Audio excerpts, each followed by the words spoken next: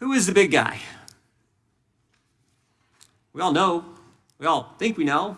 Seems pretty common sense, but who is it? That's one of the questions we want to ask Hunter Biden. What was the business? What was the service that the Bidens provided? What was the president's son doing to earn millions of dollars from foreign entities in jobs he wasn't qualified to have? And what did the president know about his family's foreign financial entanglements? These are just some of the questions that Congress needs answers to as part of our impeachment inquiry. To get those answers, the Oversight Committee and the Judiciary Committee issued subpoenas to Mr. Biden, compelling him to appear for a joint deposition on December 13th.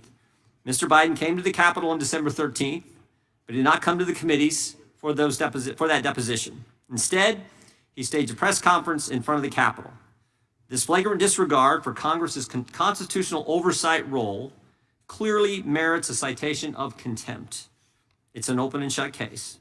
Mr. Biden was issued an authorized subpoena, and without asserting any valid privilege, frankly, I don't think he asserted any privilege, valid or not, he didn't show up to testify. This is a vote to protect our institution. Hunter Biden is a critical witness in the House's official impeachment inquiry and uniquely possesses knowledge about what role the president may have played in leveraging policy-making decisions to enrich the Biden family. Of course, the American people deserve to hear directly from Hunter Biden about these facts. And we fully intend for Mr. Biden to testify before the public, but as is often the practice across committees under Republicans and Democrats, he should first sit for a deposition so that the American people get a full airing of the facts. Here's just a few things we need Hunter Biden to shed more light on.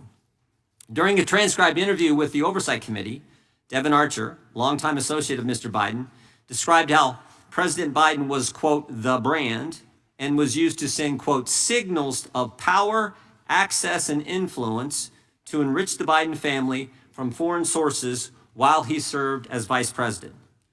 Mr. Archer testified that Mr. Biden placed his father on speakerphone during meetings with business associates approximately 20 times.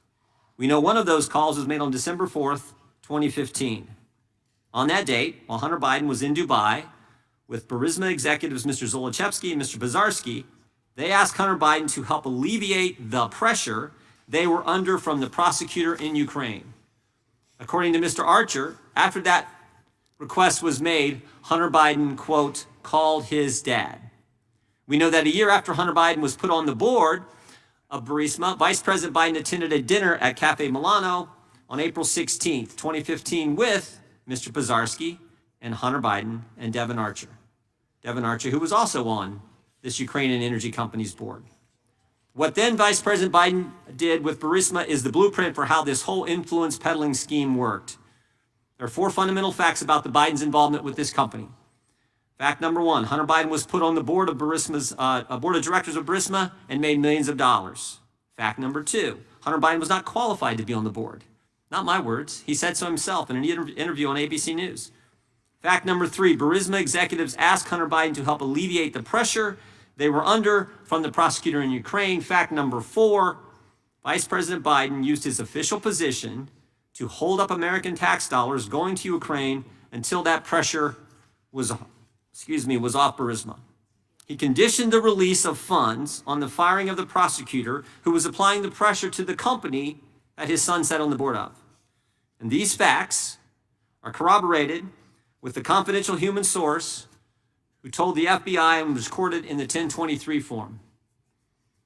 In fact, the prosecutor, Victor Shokin, is mentioned 8 times by the confidential human source in that 1023 form. That same form, by the way, that Director Wray tried to prevent Congress from seeing.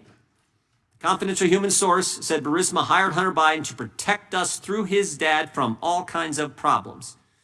In addition to all that, the House Ways and Means Committee uncovered a threatening 2017 message from Mr. Biden to a Chinese business executive related to a business deal in which Mr. Biden wrote, quote, I'm sitting here with my father, and we would like to understand why the commitment made has not been fulfilled. 9 days later, Mr. Biden invoked his father in that threatening message. A company affiliated with that business wired $5 million to a company jointly established by Mr. Biden. The same day, Mr. Biden transferred $400,000 from this joint venture to his personal company, and it appears now that President Biden ultimately received $40,000 of those proceeds. Rather than come before us and answer questions about these and other concurring instances of the Biden family trading cash for influence, Hunter Biden held a press conference a few hundred yards away from here. Press conference where he said, "I'm happy to answer questions in public," but when he finished his statement, he abruptly left, taking no questions from the press.